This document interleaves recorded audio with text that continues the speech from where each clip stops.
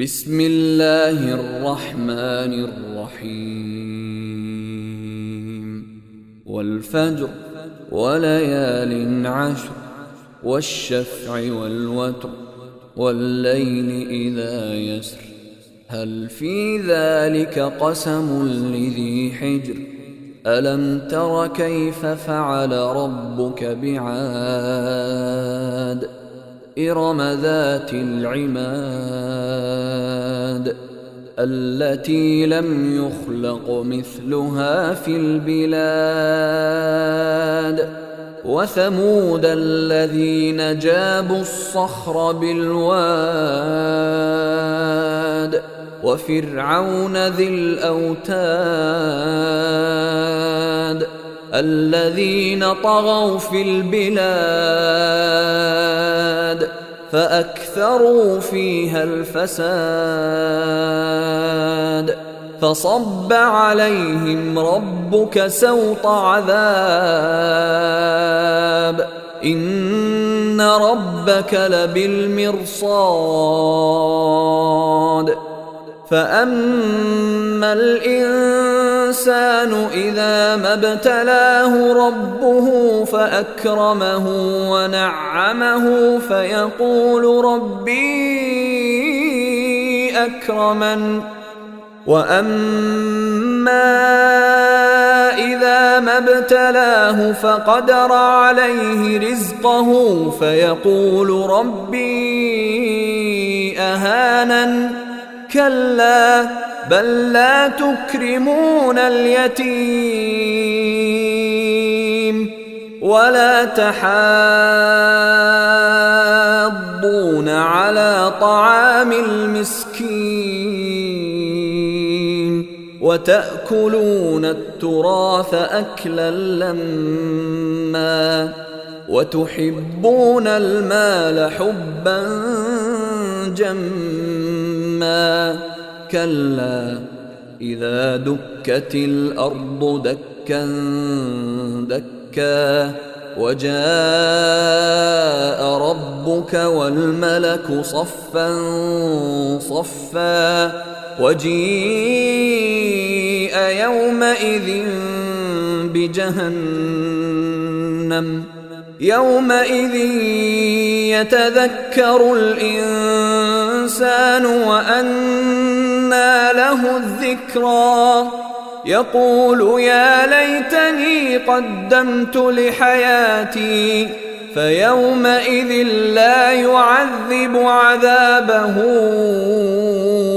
أحد ولا يوثق وثاقه أحد يا أيتها النفس المطمئنة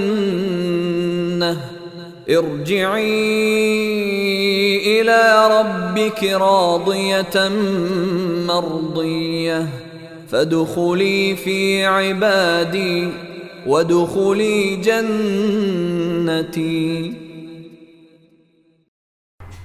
الحمد لله رب العالمين نحمده نصلي على رسوله الكريم فأعوذ بالله السميع العليم من الشيطان الرجيم من حمده ونفسه ونفخه بسم الله الرحمن الرحيم ربي زدني علما اللهم ربي زدني علما رب اشرح لي صدري ويسر لي أمري واحلل عقدة من لساني يفقه قولي اللهم اجعلنا منهم من الذين آمنوا وعملوا الصالحات وتواصوا بالحق وتواصوا بالصبر آمین یا رب العالمین. اللہم افرغ علینا صبرا وتوفنا مسلمین آمین یا رب العالمین. اللہم نور قلوبنا بالقرآن یا ارحم الراحمین آمین یا رب العالمین. اللہم ثبتنی عند الموت لا الہ الا اللہ آمین یا رب العالمین۔ ثم اما بعد، السلام علیکم ورحمۃ اللہ وبرکاتہ۔ تمام طرح کی تعریفیں اس واحد معبود برحق اللہ عز و جل کو لائق و زیبا ہے جس نے ہمیں مسلمان بنا کر پیدا کیا۔ لاکھوں کروڑوں ہزاروں درود تمام انبیاء اور خاص کر آخری نبی پیغمبر محمد مصطفیٰ صلی اللہ علیہ وسلم پر اور ان کی آل اور ان کے اصحاب پر۔ لاکھوں کروڑوں ہزاروں شکرانے کے سجدے اور سر تسلیم ہم اس واحد معبود برحق کے آگے جس نے ہمیں توفیق دی کہ ہم قرآن کو سمجھ کر پڑھ سکے، ورنہ ہم اس کے اہل نہ تھے۔ انشاءاللہ تعالی اللہ کے اذن سے آج ہم سورۃ الفجر کی تفسیر دیکھیں گے۔ یہ سورہ میں 1 رکوع ہے، 30 آیات ہے، 139 کلمات ہے اور 597 حروف ہے، اور یہ مکی سورہ ہے اور سورہ نمبر ہے 89۔ اب یہاں اس سورہ کی جو شروعات ہے ہم دیکھتے ہیں کہ یہ قسم سے شروع ہو رہی ہے۔ اس میں 5 چیزوں کی قسم کھائی گئی ہے، اور یہاں ہم ابھی اس کی پہلی آیت دیکھیں گے۔ بسم اللہ الرحمن الرحیم والفجر ری۔ یہ جو واو ہے یہ واو قسم ہے فجر کی، فجر کے وقت کی قسم کھا رہے ہیں اللہ سبحانہ و تعالی۔ اس سے پہلے ہم نے والعصر پڑھ چکے، اس وقت زمانے کی قسم کھائی گئی ہے۔ اب یہاں اللہ سبحانہ و تعالی فجر کی قسم کھاتے ہیں۔ اب ہمیں دیکھنا ہے کہ فجر سے مراد یہاں کون سی فجر ہے۔ اگر ہم دیکھیں تو مفسرین کے الگ الگ رائے ہے اس فجر کے بارے میں۔ ایک مراد یہ ہے کہ یہ ہر روز کی صبح ہے، عام فجر، وہ فجر جو عالم میں ایک عظیم انقلاب لانے والی ہے۔ اس سے ایک مراد ہے کہ روز حشر جو فجر طلوع ہوگی، جو عالم میں ایک عظیم انقلاب لائے گی، وہ فجر۔ پھر تیسری رائے یہ ہے مفسرین کے نزدیک کہ یہ فجر جو ہے حج کے دن کی فجر جو ہے اس سے مراد ہے، اور یہ جو ہے ہم بقری عید جسے عید الاضحیٰ عید کے دن کی صبح اس سے مراد ہے۔ کچھ مفسرین کی رائے یہ ہے کہ یہ وہ فجر ہے جس نے قرآن جیسی نعمت کو اللہ عز و جل نے رسول اللہ صلی اللہ علیہ وسلم کے ذریعے سے اس دنیا میں اس اندھیرے کو ختم کر کے اس نور کو روشن کرنے کے لیے جو چراغ کا کام کیا اس قرآن نے، اور اس ظلمت، اس اندھیرے، اس جہالت کو ختم کی، وہ انقلاب، وہ عظیم انقلاب والی فجر ہے۔ کچھ رائے اس طرح مفسرین کی ہے۔ اب ہم دیکھتے ہیں کہ قرآن میں ہمیں دوسرے مقامات پر صبح جسے ہم فجر کہتے ہیں وہ ان شکلوں میں ملتا ہے۔ جیسے سورہ البقرہ آیت نمبر 187، اور کھاؤ پیو یہاں تک کہ فجر کی سفید دھاری شب کی سیاہ دھاری سے نمایاں ہو جائے۔ اس آیت میں فجر کا جو ہے لفظ استعمال ہوا ہے۔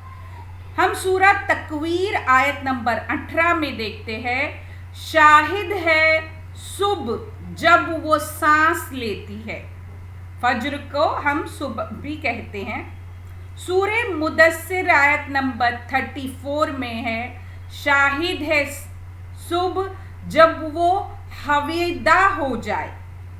سورہ مدثر آیت نمبر 32 اور 34 میں، شاہد ہے رات جب وہ منہ موڑ چکے اور صبح جب وہ نمودار ہو جائے کہ یہ قیامت عظیم حوادث میں سے ہے۔ یہاں فجر کی قسم کھا کر اللہ سبحانہ تعالی ہمیں متنبع کر رہے، ہمیں آگاہ کر رہے کہ جس طرح ہر روز فجر کا وقت ظہور میں آتا ہے، اس وقت ہماری کیا کنڈیشن ہوتی ہے، کیا ہماری کنڈیشن ہوتی ہے، اس کو بہترین انداز میں بیان کیا دعوت القرآن کے مفسر شمس پیرزادے نے۔ جب فجر جو ہے اس کا لفظی معنی اگر ہم دیکھیں تو وہ ہوتا ہے پاؤ پھٹنا، رات کی تاریکی کو چیر کر دن کی روشنی مشرق افق پر نمودار ہوتی ہے، اس کا دوسرا نام جو ہے صبح صادق ہے، جسے ہم اردو میں پاؤ پھوٹنا کہتے ہیں۔ اور فجر کا جو وقت ہے وہ طلوع آفتاب تک رہتا ہے۔ اب یہاں وہ بیان کرتے ہیں کہ یہ جو فجر ہے، جس طرح ہم رات میں سوئے ہوئے ہیں اور جب ہم نیند سے بیدار ہوتے ہیں تو بالکل اسی طرح جس طرح تم ہر روز سوتے ہو، جس طرح تم آنکھ ملتے ہوئے صبح کو اٹھتے ہو، اسی طرح تم مر جانے کے بعد تمہارے اوپر وہ وقت بھی آئے گا جب سور پھونکا جائے گا اور تم سب قیامت کے دن اٹھ بیٹھو گے اور ایسا محسوس کرو گے کہ ابھی سوئے تھے، ابھی جاگ پڑے۔ لہٰذا قیامت کا جو ظہور ہے وہ اس طرح ہمیں فجر کے وقت یہ احساس دلاتا ہے کہ آج جس طرح میں نیند سے جاگی ہوں، ایک دن اس قبر کی نیند سے بھی اللہ عز و جل ہمیں اٹھا کھڑا کرے گا۔ اگر ہم غور کریں اور اگر ہمیں صبح اور شام کی مسنون دعائیں یاد ہو تو جو ہم صبح بیدار ہونے کی دعا پڑھتے ہیں تو اس کا اگر ہم ترجمہ دیکھیں، مسلم کتاب الذکر میں ہم کو ملتا ہے، ہم دعا پڑھتے الحمدللہ الذی احیانا بعدما ما اماتنا والیہ النشور۔ شکر اللہ کا جس نے موت کے بعد ہمیں زندگی بخشی۔ ہم سو کر اٹھنے کے لیے کیا کہتے ہیں؟ موت کے بعد ہمیں زندگی بخشی، اور اسی کی طرف اٹھ کھڑے ہونا ہے۔ تو ڈیفینیٹلی ہمیں کہاں جانا ہے؟ اسی رب کے پاس جس نے آج مجھے صبح میں زندہ اٹھایا ہے۔ پھر اس کے بعد ہمیں احادیث سے فجر کے وقت کی اہمیت کا اندازہ ہوتا ہے کہ جو فجر کی نماز ہے اس کے بارے میں اللہ سبحانہ تعالی نے ہمیں رسول اللہ صلی اللہ علیہ وسلم کے ذریعے بتا دیا کہ فجر کی، آپ صلی اللہ علیہ وسلم کا قول ہے کہ فجر کی سنت مجھے دنیا و مافیہا سے بڑھ کر ہے، اور آپ صلی اللہ علیہ وسلم نے فجر کی سنت نہ سفر میں نہ قصر میں کبھی بھی قضا نہیں کی، کبھی بھی نہیں چھوڑی۔ آپ صلی اللہ علیہ وسلم نے فرمایا وہ منافق ہے جس پر فجر اور عشاء کی نماز بھاری ہوتی ہے۔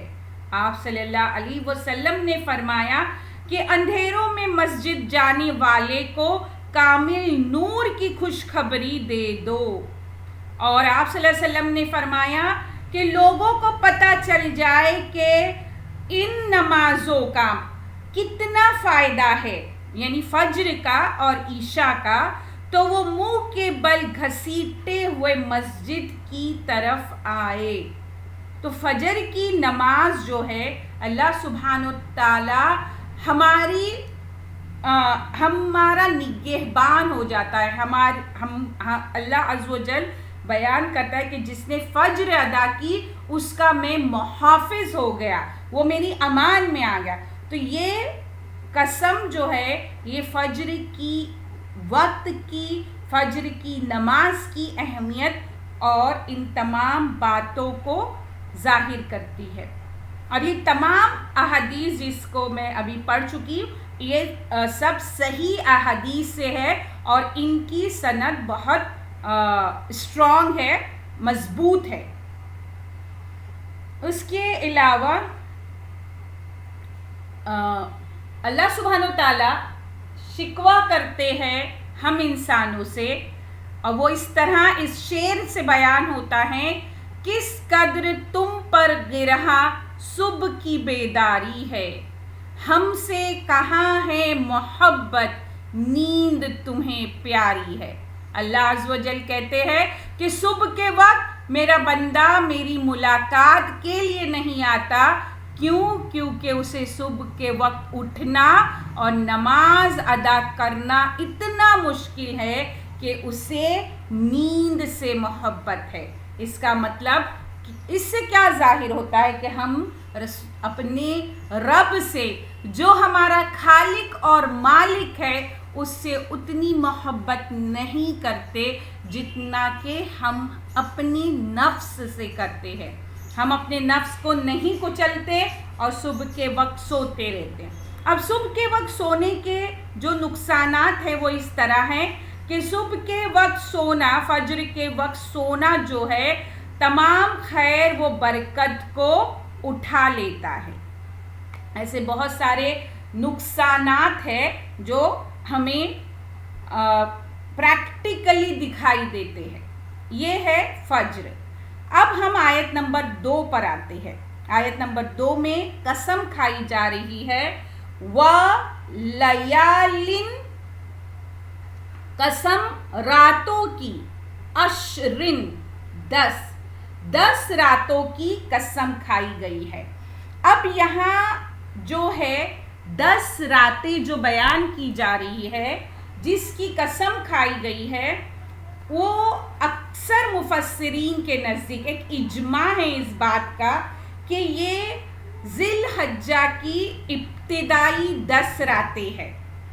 یہ مفسرین کی رائے ہے، اور یہ جو 10 دن ہیں یا 10 راتیں ہیں ذی الحجہ کے شروعات کے، اس کی احادیث میں بہت فضیلت بیان کی گئی ہے۔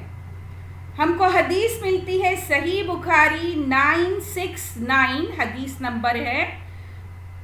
نبی صلی اللہ علیہ وسلم نے فرمایا اللہ عز و جل کے ہاں عشرِ ذی الحجہ میں کیے گئے عمل صالح سے دیگر دنوں کے عمل صالح زیادہ محبوب نہیں، حتیٰ کہ دیگر دنوں کا جہاد فی سبیل اللہ بھی، سوائے اس جہاد کے جس میں انسان مال جان دونوں لے جائے اور ان میں سے کوئی چیز واپس نہ لائے، یعنی شہید ہو جائے۔ اب یہ جو عشرِ ذی الحجہ ہم دیکھتے ہیں کہ ان 10 دنوں کی قسم کھائی جا رہی ہے، اور یہ 10 دن کی اہمیت بہت زیادہ آتی ہے۔ اور حضرت ابن عباس رضی اللہ تعالی عنہما کا قول ہے کہ یہ 10 راتیں جن کی قسم کھائی گئی ہے وہی ہے جو حضرت موسیٰ علیہ السلام کے قصے میں آئی ہے۔ پھر اس کے بعد کچھ مفسرین کی رائے یہ ہے کہ یہ 10 راتیں رمضان کے آخری عشرے کی 10 راتیں ہیں، لیکن زیادہ قوی قول جو ہے یہ ذی الحجہ کی 10 راتیں ہیں۔ پھر اس کے بعد یہ جو 10 راتوں میں جو ذی الحجہ کے 9 روزے کے جو ہے اس کے لیے ہم کو حدیث ملتی ہے، نبی صلی اللہ علیہ وسلم کی سنت سے عشرے ذی الحجہ کے 9 دنوں کے روزے ثابت ہے۔ آپ صلی اللہ علیہ وسلم نے فرمایا یوم عرفہ مطلب 9 ذی الحجہ کا روزہ ایک پچھلے اگلے سال کے گناہوں کا کفارہ قرار پاتا ہے۔ پھر اس کے بعد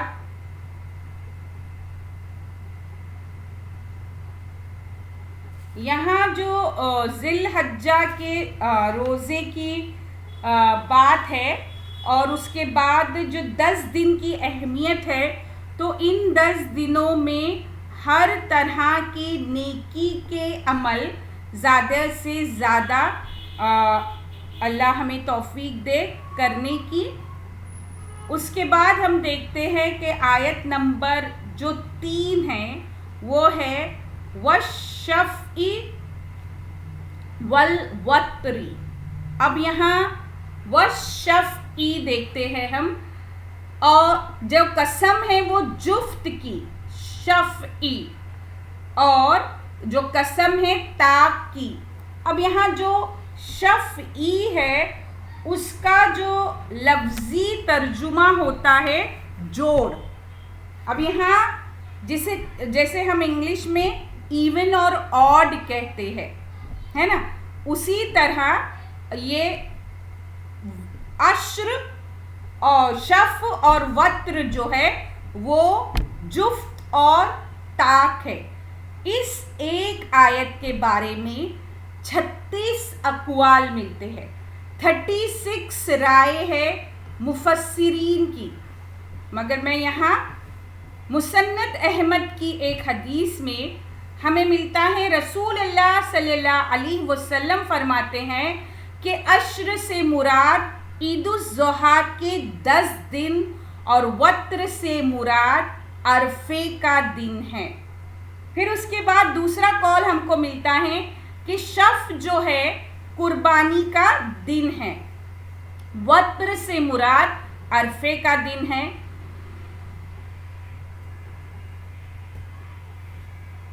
یہاں ایک مفسرین کی رائے ہے کہ شف عرفہ کا دن ہے اور وتر عید الاضحیٰ کی رات ہے۔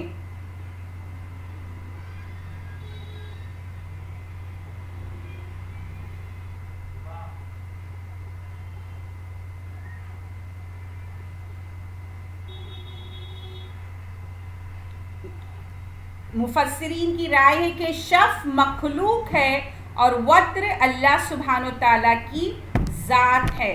اس طرح بہت الگ الگ رائے ہے جو مفسرین کے اس ایک آیت کے لیے ہم کو ملتی ہیں۔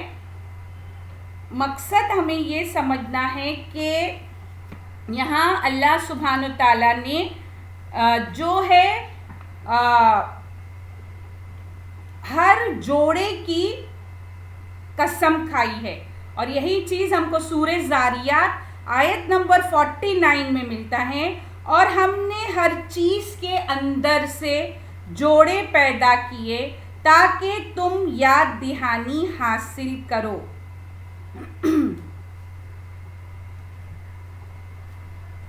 اب اس کے بعد آگے ہم آیت نمبر 4 دیکھتے ہیں۔ آیت نمبر 4 میں اللہ سبحانہ وتعالیٰ بیان کرتے ہیں، قسم کھائی جا رہی ہے واللیلی،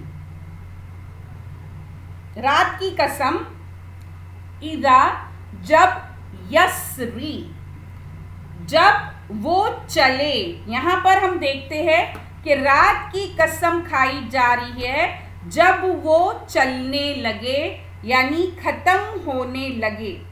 اب ہم دیکھتے ہیں فجر کہتے ہیں رات کے جانے کو اور دن کے آنے کو. تو یہاں رات کا آنا اور دن کا جانا مراد ہے. اس سے مراد مفسرین نے مزدلفہ کی رات لی ہے. یہاں ہم دیکھتے ہیں کہ جو یسر ہے جو یسر آیا ہے یہاں پر اس کے بارے میں ہم دیکھتے ہیں کہ یسر جو ہے وہ سین را یا سری سے مشتق ہے جس کے معنی ہوتے ہیں رات کو چلنے کے. اور یہاں جو ہے رات کو کہا گیا ہے کہ جب وہ چلنے لگے یعنی ختم ہو جائے اس وقت کی قسم کھائی گئی ہے. اور یہ 5 قسمیں ہوتی ہے. تو یہ 5 قسمیں مفسرین کا یہ ہے کہ یہ 5 قسمیں جو ہے وہ حج کے جو مواقع اور دن اور جو وہ شروع کے 9 دن ہیں اسی سے ان کا تعلق ہے. پھر اس کے بعد یہاں پر آیت نمبر 5 میں ہم دیکھتے ہیں اللہ سبحانہ وتعالی سوال کرتے ہیں یہ 5 قسم کھانے کے بعد. اور وہ سوال کیا ہے؟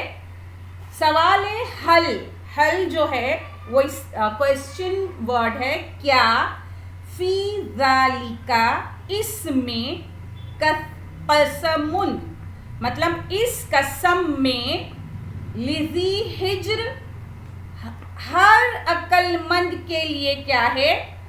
مطلب کیا اس میں ان چیزوں کی قسم ہر عقل مند کے نزدیک معتبر ہے. یہاں اللہ سبحانہ تعالیٰ اب 5 قسم کھانے کے بعد ہم سے یہ سوال کرتے ہیں کیا ان 5 قسموں کو کھانے کے بعد کیا ایک عقل مند شخص کے لیے اس میں کوئی نشانی ہے کہ یہ جو قسمیں کھائی گئی ہے اس کی کوئی اہمیت سمجھ میں آ رہی ہے؟ اب ہم یہاں جو ورڈ ہے وہ ہے ہجر دیکھتے ہیں.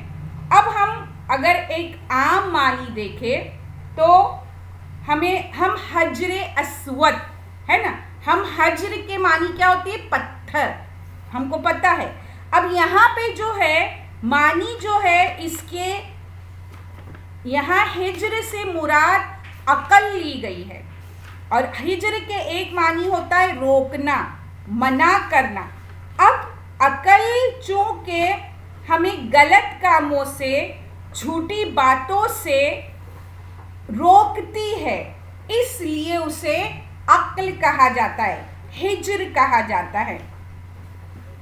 اور پھر اس کے بعد یہ جو ہے یہ جو روکا جا رہا ہے یا یہ جو ہجر کا مفہوم یہاں بیان کیا جا رہا ہے تو کیا ہمارے لیے اس میں کوئی نشانی ہے؟ اب کیسے نشانی ہم سمجھیں گے؟ ہم کو لگے گا کہ کس چیز کی نشانی کی بات ہو رہی ہے. تو ہم دیکھتے ہیں ہم کو سورہ القصص آیت نمبر 17 سے 28 آیت نمبر 17 میں جو میں ترجمہ ہے وہ پڑھی ہوں، 2 آیتوں کا ہے.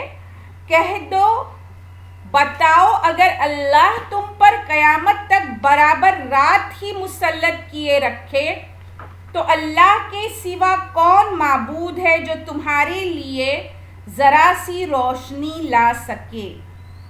تو کیا تم سنتے نہیں؟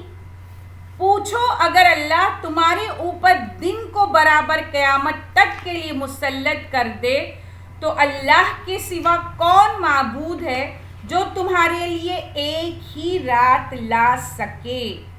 تو یہاں پر جو ہے یہ جو آیاتیں ہیں یہ اللہ کی جو نشانیاں ہیں، جو فجر کا طلوع ہونا، رات کا چلنا، یہ جو تمام جوڑے کی شکل میں بنائی ہوئی مخلوق ہے، تو یہ کیا ہے؟ اللہ سبحانہ وتعالیٰ کیا بتا رہے کہ یہ جو پاور جس کی اتھارٹی ہے وہ کس کے ہاتھ میں؟ صرف اور صرف اللہ عز و جل کے ہاتھ میں۔ تو یہ جو قسمیں ہیں اس میں عقل والوں کے لیے کیا ہے؟ نشانی ہے۔ اگر ہم سوچیں کہ یہ رات اگر کبھی نہ جائے تو دن کبھی نہ آئے، طلوع ہی نہ ہو، تو کیسی ہوگی ہماری زندگی؟ آج اگر ہم صرف اپنی زندگی کو دیکھیں، جو لاک ڈاؤن کی وجہ سے ہم گھروں میں بیٹھے ہوئے ہیں، اسکول، کالج، آفس وغیرہ سب بند ہے، تو آج ہم پر کتنا بوجھ ہے، ہماری طبیعتیں کس طرح ہو گئی ہے۔ تو اگر یہ رات نہ ڈھلے یا یہ دن کا آغاز نہ ہو تو کیا حالت ہوگی ہماری؟ صرف مسلسل بارش ہی ہوتی رہے، دھوپ ہی نہ نکلے، اندھیرا ہی رہے، اجالا ہی نہ ہو، تو کتنا گرا ہو جائے گا ہماری زندگی کا بسر کرنا۔ تو یہاں اللہ سبحانہ تعالیٰ حکمت بیان کرتے ہیں ان قسموں کے ذریعے، اور ہماری توجہ، ہمارا اٹینشن مبذول کرنا چاہتے، گریب کرنا چاہتے کہ ان نشانیوں میں، اللہ کی ان نشانیوں میں کیا ہے، ہمیں غور کرنا ہے۔ پھر اس کے بعد یہ جو آیتیں ہیں 5 جو قسم کھائی گئی، اور اس کے بعد جو سوال کیا گیا، تو ہر سورہ میں اگر آپ دھیان سے سنتے ہوگے تو جواب قسم آتا ہے، لیکن یہاں ابھی تک ان جو قسموں کا جواب قسم نہیں آیا ہے۔ اب جواب قسم ہے لیکن وہ آگے رہے گا، اس وقت اسے بیان کروں گی میں۔ اس وقت یہ بتانا مقصود ہے کہ آپ کتنی توجہ سے سنتے ہیں، کہ اگر 5 قسموں کا سلسلہ ختم ہوا تو جواب قسم والی آیت کیوں نہیں آئی؟ تو یہ ضرور ہے کہ جب آپ سنیں تو وہ غور سے سنیں، ٹھیک ہے؟ جواب قسم اس سورہ میں آگے ہے، اور جب وہ سورہ پر آیت پر ہم پہنچیں گے اس وقت بیان ہوگا، اور اس کا ریزن بھی بیان ہوگا۔ اب ہم آیت نمبر 6 سے دیکھتے ہیں۔ اللہ سبحانہ تعالی ہمیں کچھ ایسی قوموں کے بارے میں بتانا چاہتے ہیں جنہوں نے سرکشی کی اور وہ عذاب سے دوچار ہوئے۔ آیت نمبر 6 سے تو آیت نمبر 10 تک وہ لوگ ہیں، ان کی قوم ہے جنہوں نے سرکشی کی ہے۔ تو یہاں سے یہ جو مضمون ہے وہ بدل رہا ہے، تو ہم یہاں آیت نمبر 5 پر ختم کرتے ہیں، اور انشاءاللہ تعالی کل آیت نمبر 6 سے آیت نمبر 10 تک دیکھیں گے، جس میں 4 قوموں کا ذکر ہے جو قرآن میں 12 آیا ہے، اور اس پر ہم پھر انشاءاللہ تعالی آگے بڑھیں گے۔ اللہ سبحانہ تعالیٰ سے دعا ہے کہ وہ ہمیں قول اور فعل کے تضاد سے بچائے، ہمیں بولنے سے زیادہ عمل کرنے کی توفیق عطا فرمائے، اور جو ہم پڑھے سمجھے اس کے مطابق زندگی گزارنے کی ہمیں توفیق عطا فرمائے۔ آمین یا رب العالمین۔ وآخر الدعوانا الحمدللہ رب العالمین۔ السلام علیکم ورحمۃ اللہ وبرکاتہ۔ بسم اللہ الرحمن الرحیم۔ سبحانک اللہم نشہد ان لا الہ الا انت نستغفرک ونتوب الیک۔ سبحان ربک رب العزۃ عما یصفون وسلام علی المرسلین والحمد للہ رب العالمین برحمتک یا ارحم الراحمین۔ بسم اللہ الرحمن الرحیم۔ ربنا تقبل منا انک انت السمیع العلیم وتب علینا انک انت التواب الرحیم۔ بسم اللہ الرحمن الرحیم۔ والعصر ان الانسان لفی خسر الا الذین آمنوا وعملوا الصالحات وتواصوا بالحق وتواصوا بالصبر آمین اللہم آمین.